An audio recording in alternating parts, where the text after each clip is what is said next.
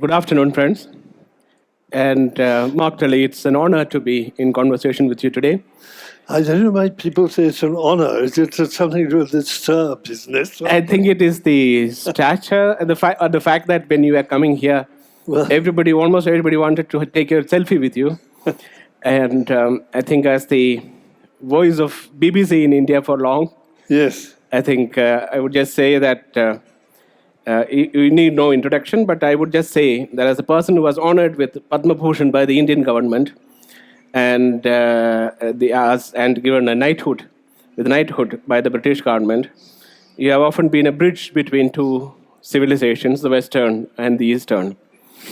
You have reported on India for over half a century and have so far written 8 books on it. And the latest one, Upcountry Tales, was published in 2017. This is your second book of fiction, as the earlier one being The Heart of India, published in 95. Your fiction, as you yourself say, is often tracks reality and is based on real life experiences or observations. And they're really very, very realistic. In fact, the reason why you wrote those stories as fiction rather than reportage is that in some cases, I understand you did not want to reveal the identities of the people involved, though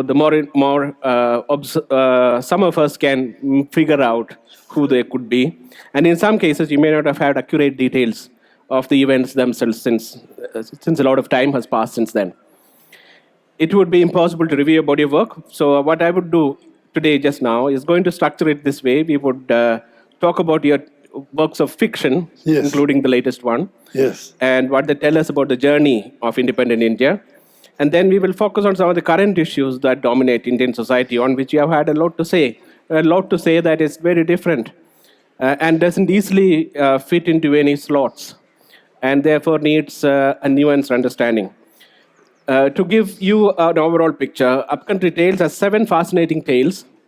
One is about an elderly Dalit who wants to build a Ravidas temple for his community and takes on the dominant higher caste in his village and succeeds, though it involves a sort of compromise. And compromise is a running theme through many of the fictional works. And another one is about a station house officer with integrity who disobeys his corrupt and cowardly superior officers to conduct an investigation into the murder of a Thakur and frustrates a plan to pin the murder on a carpenter.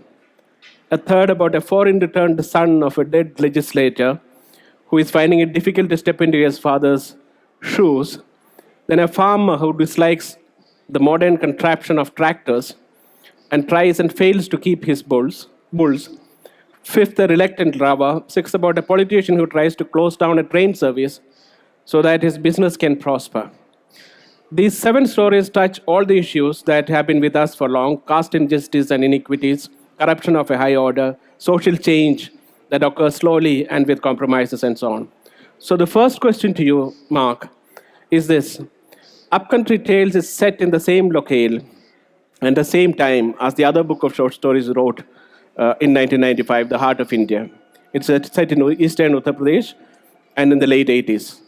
What made you go back to the same locale and the same place more than almost a quarter century later? And are the stories the same? Is there a new sensibility? What made you go back to the same place?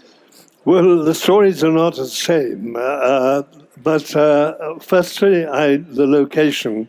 I've always been very fond of Purvanchal. I have a funny feeling about Purvanchal because my great-great-grandfather was an opium agent in Purvanchal under the Raj, and my grandfather was born in Aurangabad, which was on the Bihar-UP border. But I also think it's a very beautiful part of India. It's a part of India which hasn't changed as much as others. And being rather old-fashioned and conservative, I rather like that as well. But the other reason to go back in time, as I say, was to show that looking back, nothing has changed over 20 years concerning the standard of local administration in this country. And it's one of my absolute bees in my bonnet, this business of bad governance in this country. And another reason I did it then, because it was the heyday of the last days of the Neta Babu, the license permit Raj, and I wanted people to compare what the situation then and compare the situation now, and see if they did that actually, in many ways, despite the economic reforms, despite the development which has taken place, the same corrupt, oppressive, cruel local government administration goes on. Who is the audience you usually have in mind when you write this? Is it the Indians, the British, or both? And do their reactions differ to your books? I think it is primarily Indians, which is a bit presumptive of me, but I think it's primarily Indians. I personally think and hope that they are Indian stories, and therefore I have not made many compromises in them, saying I want this to go to an international audience. If someone buys the book in Britain or Australia or anyone else, I just have to hope that they understand what's going on. Yeah. Is there a common message that comes through all the stories in Upcountry Tales?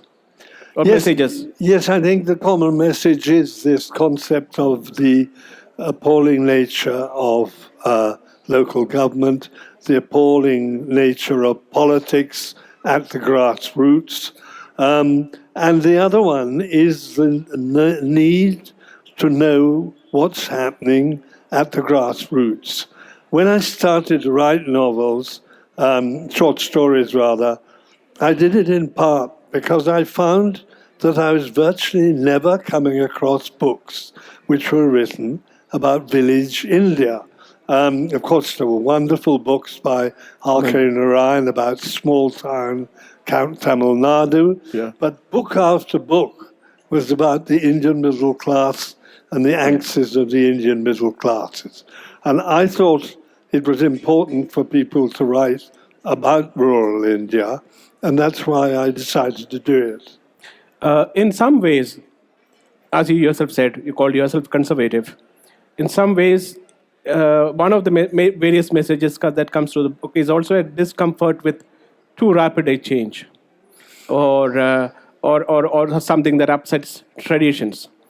So, is there a slight contradiction? I'm a person who regards tradition as important. And I think you've read another book I wrote, which was called India's Unending Journey. And the whole theme of that was that one of the golden thoughts of Indian philosophy to me is the idea that life is all about balance. And I do think that in the rush to develop, we have completely lost our respect for tradition. And I think the art of balancing progress and tradition is a very essential art. You mean in India, or are you saying in general? In general, I think it's very much so in Britain, which is the other country which I know well. And when you talk to the young people in Britain very often, and my own children who are no longer young now even, but they don't really have any understanding of the importance of traditions. I will quote from your book. And so to me, the Indian tradition has come to imply that everything in life we should seek to be balanced, and that the quest for that balance never ends. We are like tightrope walkers. We have to concentrate on our balance all the time. Now my question is, when does the quest for balance and compromise become, don't upset the apple cart, even when the apple cart deserves to be upset? Well, of course, this is a great problem. So there are good and there are bad traditions. So you don't really want to be upsetting apple carts. You want to be taking the rotten apple out of the apple cart. And also developing traditions in a way.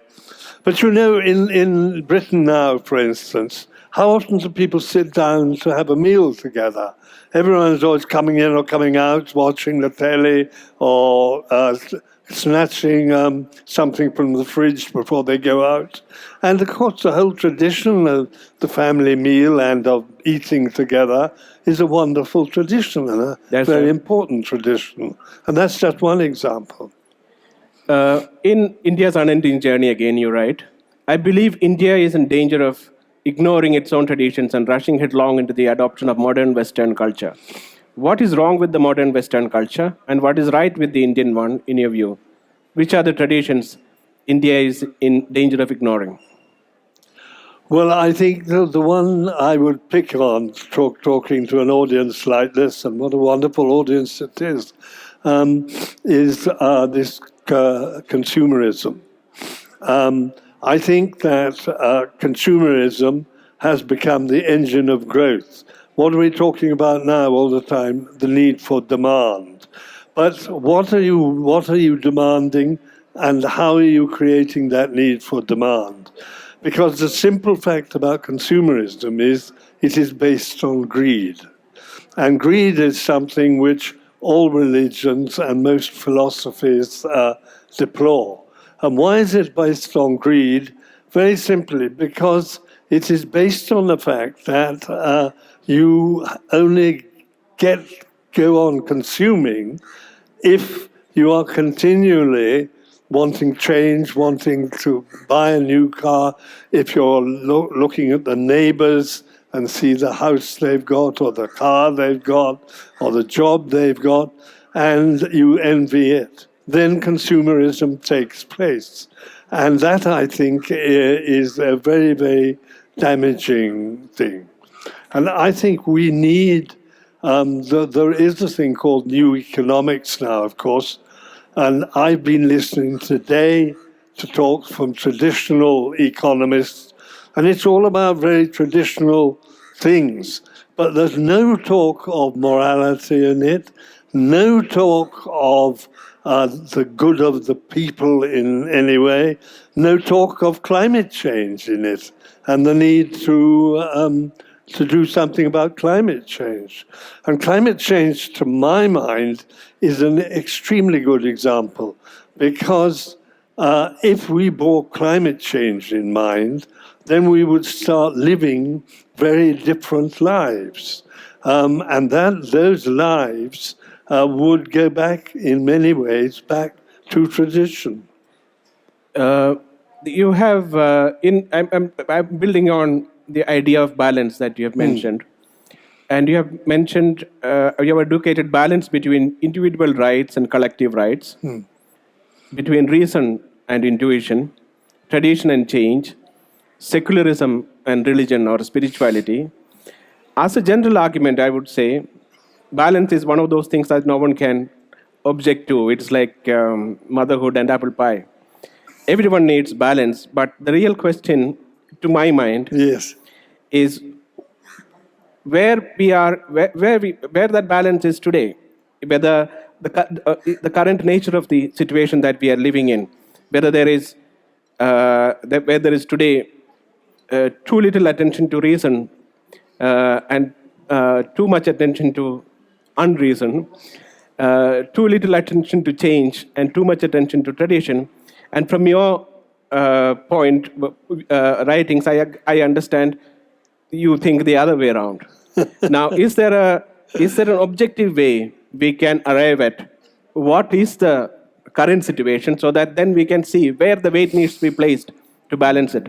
Well, of course, the way we could do it is by discussing with each other our different points of view. Amartya Singh's argumentative Indian. But I'll give you two examples where I think we're out of balance. One is a form of thought which is known as scientism, which is thinking that science can answer everything. Now, I've just read a book by two professors of physics from Oxford University and a professor of the philosophy of physics from Stanford. And they argue very strongly, although they're scientists, that science cannot answer questions like, is there a God or is there not a God? Now, I think that where we got unbalanced is the vast majority of people in the West fall in the trap of scientism and thinking that science has the answer to everything. Whereas another book I've read recently by the chief rabbi of Britain, Jonathan Sacks, is called The Great Partnership, which is finding a balance between science and religion and realizing that the differences between them and where they come together again. So that's one thing. Another thing where I think in India is completely out of balance was secularism on the one hand and what's known as Hindutva on the other hand. Because I can understand very well the desire of Hindus to have a nation which is more identifiably Hindu. But even then, what sort of Hindu nation do you want? That's the big question. Now, secularism, in my view, and I get very unpopular for saying this, has veered too much to being anti-religious and hasn't found a place for religion. And I believe there's a balance which can be found in talking about Indian culture, in talking about the basis of Indic religion's role in Indian culture, and at the same time pointing out this fact about balance, for instance, being crucial to them. Be the whole concept of Indic thought being one where there is no certainty about God, for instance. There's no certainty about anything almost. So everything is open to discussion. And that's where you get your balance from. So I personally believe that the answer lies in what one person has called, which is, he has called it quite strongly. I wouldn't call it this strongly, but he has called challenging religion with religion. And I think the answer is that there should be a discussion on the basis of to what extent is Hindutva religion, Hinduism, or to what extent it is only one form of Hinduism, and what do we learn about Hindutva from other forms of Hinduism, if that doesn't sound too complicated. Your suggestion, you could say, you could argue that what the Rajiv Gandhi government did in opening the gates, or in the Shabano case, overturning the Supreme Court verdict, were concessions to religion, and which is what you are advocating in a way, saying that secularism, hostile secularism, needs to make concessions to religion. But you could argue that these concessions to religion, you could say, has worsened the tide or the trend towards greater unreason. So, how would you respond to that if one made that argument? Well, I don't like this word unreason because I think it's a pejorative word. Reason has a role, spirituality has a role, inspiration has a role, call it what you like. I don't see it as unreason because then that sounds as though it's stupidity. No, I correct myself. I change it to spirituality, yeah. Like that, you know. But basically, yes, I realize that we can argue very much that secularism has done a lot for India in many ways. Its secularism has kept the flag of religious pluralism alive. And I do believe that religious pluralism is a part of Indian culture. But because we hadn't examined it properly, we have allowed it to drift into this position of being anti-religious. I would quote from your own book in one of your writings. You have mentioned how in the West, for example, there is opposition to the use of word Christmas because it's sectarian. Many people in the in the country, so therefore you should avoid Christmas greetings and say seasons greetings. And you have argued against this. Yeah. And you have quoted the Indian practice of all festivals being celebrated by everyone as the ideal way to proceed, right? And that as the example for the West to follow. I fully agree with that. But this is the tradition of commonality, of common participation in festivals, of common looking at the Taj Mahal as the common heritage of all Indians, just as much as the Ajanta Ellora caves or any other monument of ancient India. These are the Indian traditions that you talk highly of, that are today in danger of being left behind. Yes, very much. I think that's absolutely true. I think that when you compare the British situation, where there are people who are writing letters and saying, complaining because they got a Christmas card from some public body and saying, how can you assume I'm a Christian or something like that. I think that sort of thing is utterly deplorable. And I do think that the Indian tradition of everyone celebrating everyone else's festival is absolutely the right answer. You know, I came first years and years ago, 1965 Christmas, I first started on this line of thought because I arrived in India, a traditional Christian, believing in the one way to God and Jesus being the one way. And I went to the communion service on Christmas Eve, and there I saw Sardars in their turbans and people who were clearly from other religions actually taking communion. And I thought to myself, this would be impossible in Britain. And then I started to think how wonderful it was that this was happening and why was it happening. And I came upon the idea that it was happening because India is basically a religiously pluralist country, and that pluralism is based on Indic religions. You talk a lot about the uncertainty of certainties, and how does faith, which is so important to you, coexist with lack of certainty? I'm being posed all these tricky theological questions. Of course, faith is part of tradition, but the important thing of faith is that it has to be matched with experience.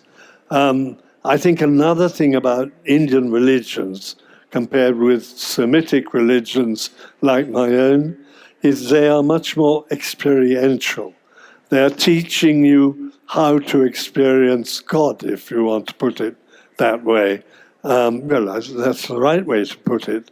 Whereas the Christian religion is more saying you have to take it on faith. And yes, you may experience it, you may not experience it. A friend of mine who has been a priest all his life said to me, I don't know that I have ever experienced God. Now, that I don't think would be likely with someone who was a Hindu theist, if I can use it that way. Yeah. I think we are running out of time. There's just enough time for any one or two questions if anybody has.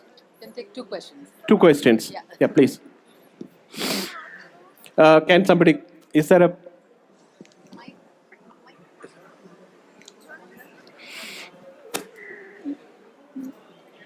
Hello.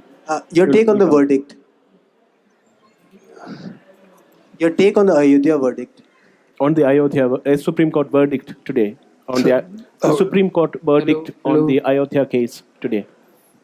Your take. Well, all I would say about the Ayodhya verdict is I sincerely hope that there is no triumphalism at all, and I sincerely hope that this is an occasion for Hindus and Muslims to sit down together and find what they have in common and how the Muslims, the feelings of the Muslims can be addressed in the implementation of this judgment. If it is seen as a Hindu triumph, I think that will be a disaster myself. Yeah.